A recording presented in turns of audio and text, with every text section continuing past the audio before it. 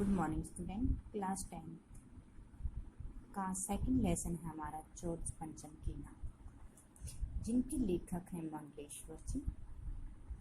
कृतिका भाग का second lesson है हमारा ये। सबसे पहले हम मंगलेश्वर का जीवन परिचय करते हैं, क्योंकि इसमें से हमारे ऑप्शन टाइप क्वेश्चन आ सकते हैं।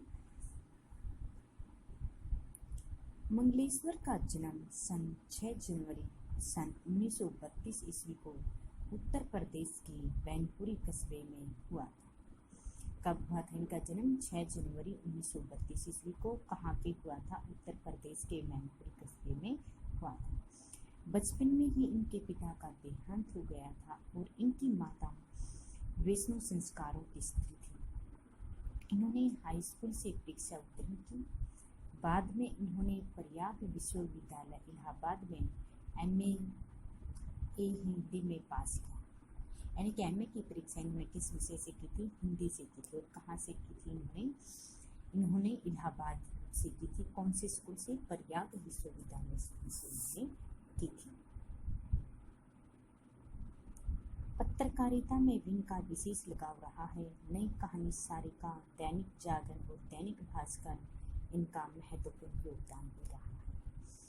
आकाशवाणी और दूरदर्शन पर इन्होंने अपनी अनेक चर्चाओं का विवरण भी किया है। इन्होंने बॉम्बे में कई फिल्मी दुनिया भी फैली थी। इनका देहांत 27 जनवरी 2007 ईस्वी को दिल का दौरा पड़ने के कारण हो गया। ठीक है, सिर्फ इतना आ सकता है कि मंगलेश्वर का जन्म कब, कहाँ पे हुआ, इनके बचपन का नाम क्या था, इन्होंने कौन से विषय से शिक्षा ग्रहण की थी और कब इनका देहांत हुआ और किस कारण से हुआ था। अब इनकी कहानी आ सकती है। मंगलेश्वर की निम्नलिखित कहानी है। कहानी संग्रह के जैसे राजा रिवांसिया, कस्बे का आदमी, मांस का दरिया, बयान, कोई भी दिशाएं, मेरी प्रिय कहानी आदि। उपन्यास इनके काली आंधी, इसमें से ये भी आ सकता है जैसे काली आंधी किस लेखक का उपन्यास है, ऐसे भी आ सकता है। तो आपने बताना मंगलेश्वर का, यह सकता है कि मंगलेश्वर का कोई एक उपन्यास का नाम बताइए। समुद्र में खोया हुआ आदमी, वही बात, एक सड़क, 57 गलियां आदि। नाटक है इनके चारुलता, अधूरी आवाज, कमलेश्वर के बाल नाटक आदि। यात्रा वृत्तांत, खंडित यात्राएं, संस्मरण है इनके अपने निखार, समीक्षा, नई कहानी की भूमिका। इनमें इनकी साहित्यिक विशेषताएं जो भाषा शैली वो नहीं आती है। फिर इनकी साहित्यिक विशेषता मैं आप कर सकती हूँ कि मंगलेश्वर नई कहानी के प्रमुख हस्ताक्षर हैं। उनकी कहानियों में आधुनिक जनजीवन की विभिन्न विसंगतियों का वर्णन भी करता है।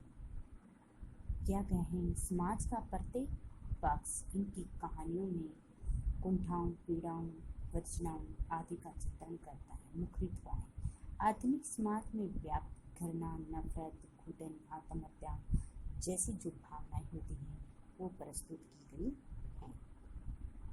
इनकी भाषा शैली सहज व सरल भी मानी गई है। अब हम इसके पाठ का सार करते हैं। जैसे इंग्लैंड की रानी एलिजाबेथ द्वितीय अपने पति के साथ हिंदुस्तान पधारने वाली। इनकी इंग्लैंड की रानी कौन है? एलिजाबेथ। और वह अपने पति के साथ कहाँ पे आ रही है? हिंदुस्तान में आ रही है। सारे देश की अखबारें इससे शाही दौरे की खबरों से भरी रहती हैं कि लंदन से उड़ने वाली हर खबर यहाँ सुर्खियों में दिखाई देती है। यानी कि जब अपने पति के साथ हिंदुस्तान में आ रही है तो सारे जितने भी दैनिक भास्कर, जागरण आदि जो अखबार उजाला वगैरह पढ़ते हैं उसमें सभी में सिर्फ यही खबर हमें देखने को मिलती है कि रानी एलिजाबेथ हिंदुस्तान में आ रही थी। इस दौरे के लिए छोटी से छोटी बात पर भी सब निगाहें टिकी हुई थी। वहाँ का दर्जी इस बात से परेशान है कि महारानी हिंदुस्तान, पाकिस्तान और नेपाल के दौरे पर कब क्या पहनेगी। लेकिन वह कहते कि लेकिन वहाँ का दर्जी परेशान किस बात से है कि जब पाकिस्तान और नेपाल के दौरे पर जब रानी एलिजाबेथ जाएगी तो वह कैसा, कौन से रंग का सूट और किस तरह का क्या पहनेगी, इस बात से बहुत परेशान है। उनके सेक्रेटरी, जासूस और फोटोग्राफर सब भागदौड़ में लगे हुए थे। रानी ने 400 पाउंड खर्च कर हल्के नीले रंग का रेशमी सूट बनवाया था। क्या था? 400 पाउंड का खर्चा करके उसने रेशमी नीले रंग का सूट बनवाया था, जिसकी खबर भी अखबारों में छपी थी। रानी के जन्मपत्री और प्रिंस फिलिप के कारनामों के अखबारों में उनके नौकरों, बावर्चियों, कानशामों, अंगरक्षकों और कुत्तों की तस्वीरें भी छापी गई थी। दिल्ली में तो शाही सवारी के आगमन में धूम मची हुई थी। वह कहते कि देखो यहाँ पर यानी अमीर जो लोग होते हैं वे कब कहाँ किस दौरे पर जाते हैं, क्या पहनते हैं, क्या करते हैं, उनके साथ में जो उनके नौकर चाकर आदि चीज़ें होती हैं वो भी सब अखबारों के अंदर छाप दी जाती हैं। एक जो साधारण व्यक्ति होते हैं उन व्यक्तियों की किसी प्रकार की कोई भी खबर इन अखबारों के अंदर नहीं छापी जाती। इनके पास पैसा उनके सारे कि अब देखो उनका दर्जे किस कारण से परेशान था, उसको कैसा सूट पहनना है, कैसे रंग का पहनना है, कितना उस पर खर्च, वो चीज़ें भी अखबारों में छप रही हैं। दिल्ली में तानाशाही सरकार के आगमन में धूम मची हुई थी कि वहाँ की सदा धूल मिट्टी से भरी रहने वाली सड़कें साफ हो गई कि दिल्ली में भी कि रानी एलिजाबेथ के आने पर जो धूल मिट्टी से आधी सड़कें भरी हुई थी आज उनकी भी साफ सफाई कर दी गई है। इमारतों को सजा दिया गया है, संवारा गया है, पर एक बहुत बड़ी मुश्किल आ गई थी कि नई दिल्ली में जॉर्ज बच्चन की मूर्ति के नाक नहीं थी। वह कहते कि दिल्ली को इस तरह से सजा संवार कर दिया गया था, लेकिन उन लोगों के लिए एक दर्दनाक सोचनेदायक बात यह थी कि वहाँ जो जॉर्ज पंचम की मूर्ति थी वह जॉर्ज पंचम की मूर्ति पर नाक नहीं थी। कई राजनीतिक पार्टियों ने इस मूर्ति को लेकर के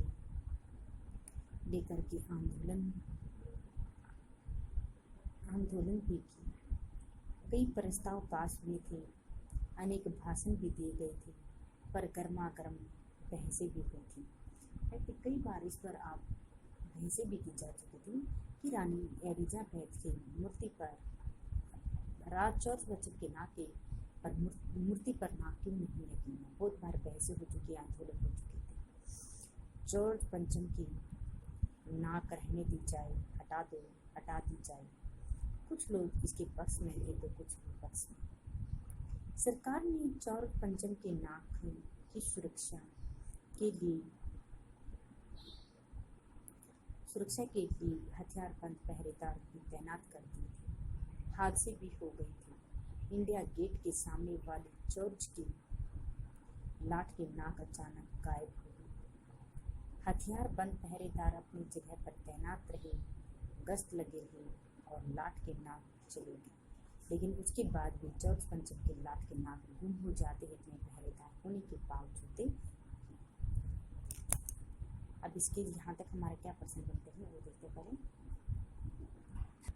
अब इसमें से जैसे हमारा फर्स्ट क्वेश्चन क्या बना था, सरकारी तंत्र में जॉर्ज पंचम के नाक लगाने को लेकर जो चिंता या बदहासी दिखाई देती है वह उनकी किस मानसिकता को दर्शाती है कि हमारा देश चाहे पिछले अनेक वर्षों से स्वतंत्र हो चुका है, कि हमारा देश क्या है काफ़ी सालों से स्वतंत्र हो चुका है, यानी कि 15 अगस्त 1947 को हमारा अंग्रेजों से स्वतंत्र हो चुका है, पर यहाँ भी मानसिक गुलामी का भाव है, विद्यमान है। वह कहते कि लेकिन आज भी हमें उस मानसिकता की भाव की गुलामी का कारण दिखाई दे रहा है।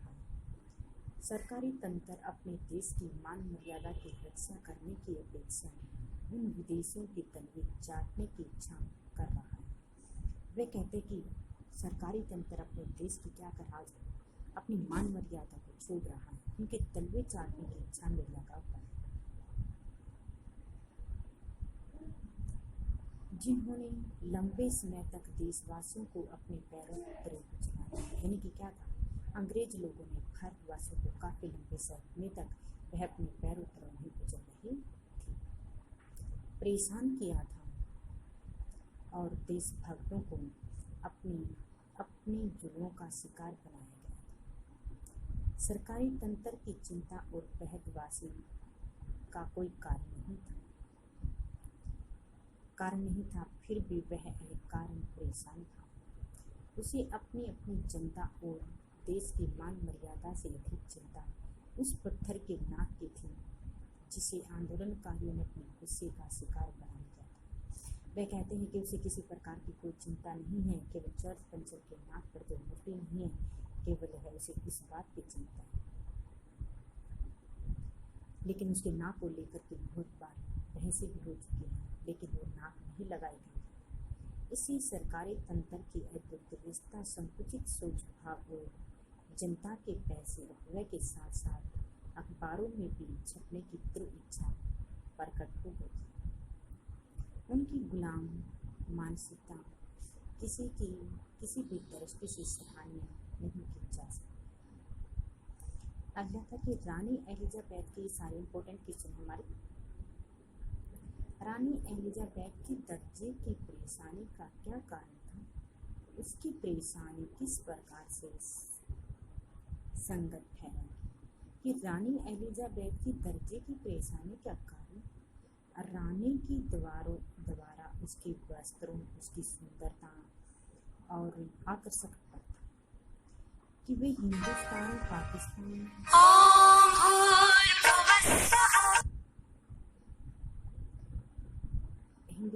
पाकिस्तान और नेपाल के दौरे पर लोगों और संस्कारों के बीच से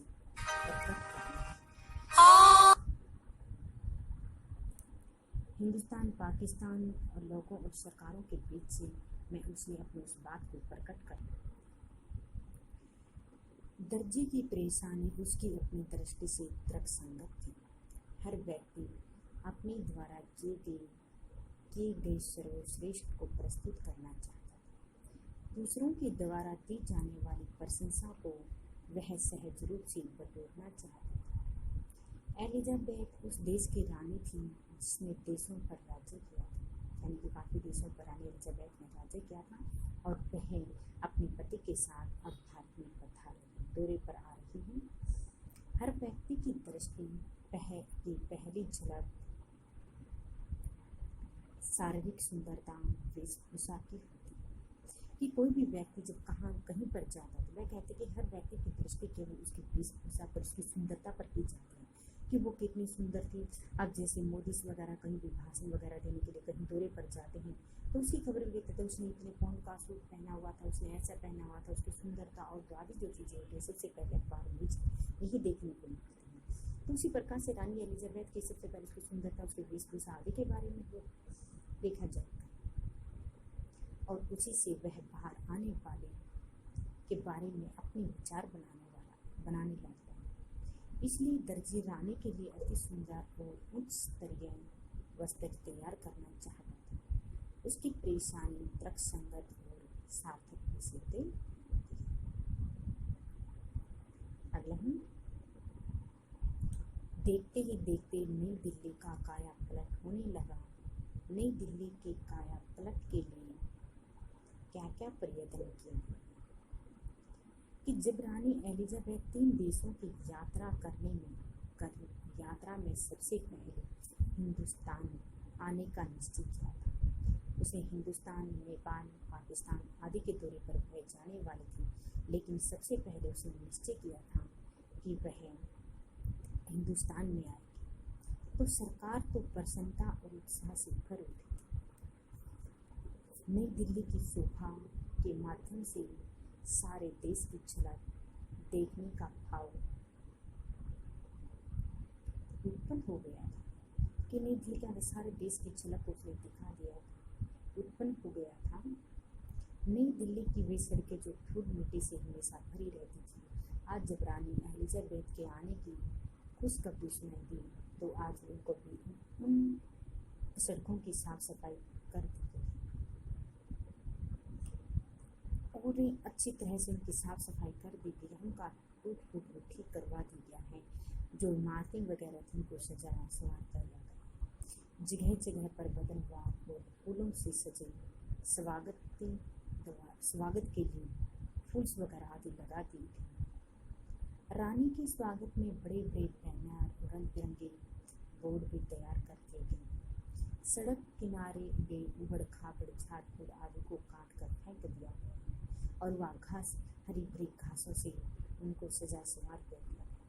नहीं जाने कहाँ कहाँ से लाकर फूल पौधों के गमले सजा दिए कि रानी एलिजाबेथ के आने पर इतनी खुशखबरी, इतनी खुशी मनाई जा रही कि सभी चीज़ों को कि रानी एलिजाबेथ आए और हमारी इन चीज़ों को देख करके उसे बड़ी ज़्यादा खुशी, हर चीज़ों को सजा संवारा जा रहा था।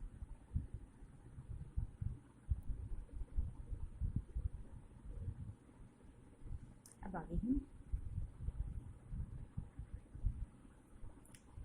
कि चौड़ पंचम के नाग पाठ का मूल भाव दोबारा निहित वाक्य को स्पष्ट कीजिए कि वास्तव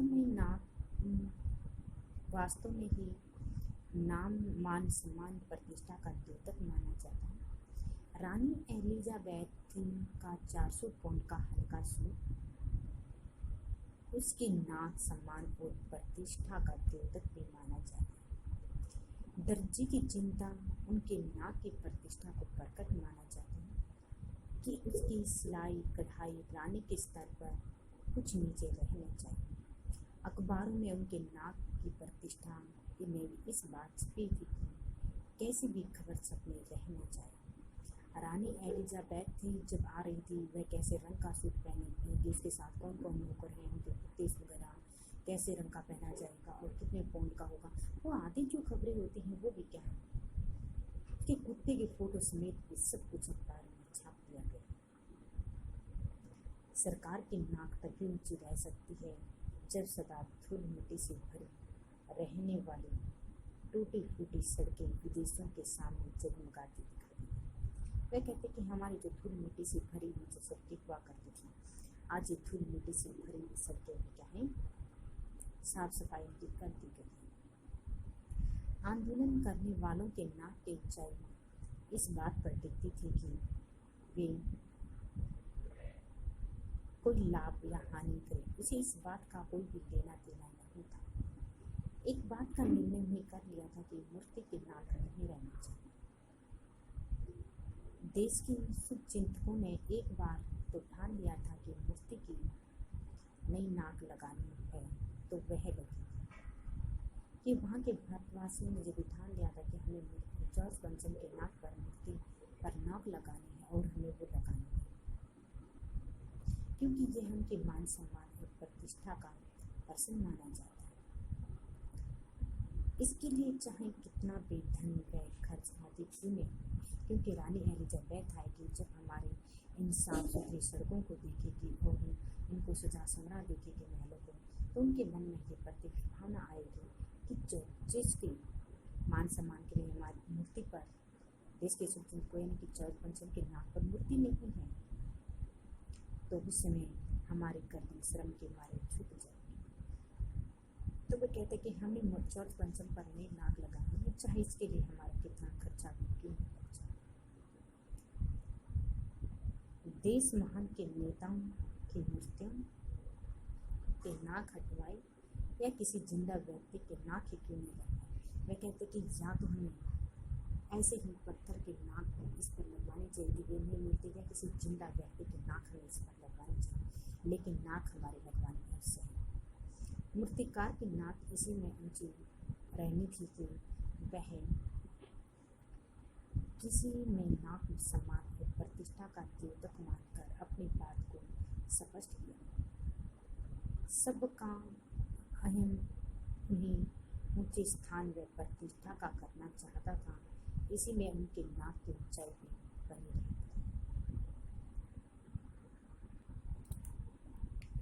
इंग्लैंड की रानी के हिंदुस्तान आगमन पर अखबारों में क्या क्या छप रहा था कि इंग्लैंड की रानी एलिजाबेथ जब हिंदुस्तान में आ रही थी तो अखबारों में जाने वाली उसकी तैयारियां की खबरें छप रही थी, किस किस प्रकार से उनकी तैयारियां की जा रही थी, वो भी हमारे अखबारों में वो चीज़ें छप चुकी थी।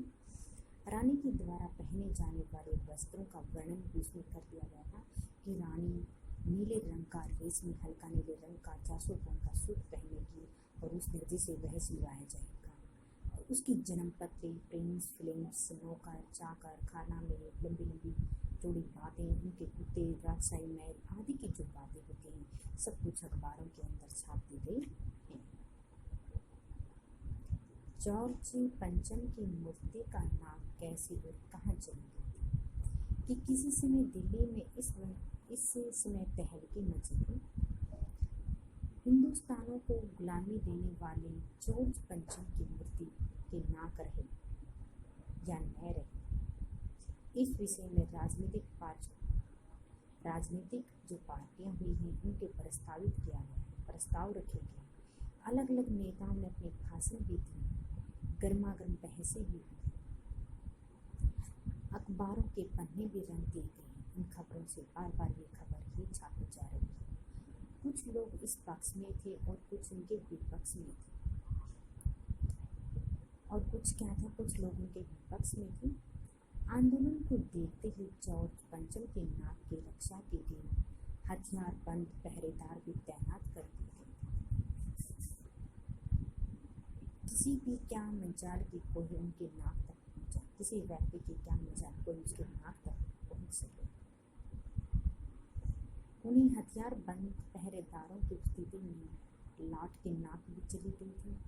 पता नहीं गश्त लगाते पहरेदारों के ठीक नाक के नीचे लाट की नाक को कौन ले जाया जा सकता और कहाँ ले गए ये नहीं पता। काफ़ी पहरेदार वगैरह आदि तैनात भी खड़ी कर दी, लेकिन किसी को भी नहीं पता चला कि जॉर्ज पंचम की जो नाक होती है वे कहाँ और कैसे चली गई, ये किसी को नहीं पता था।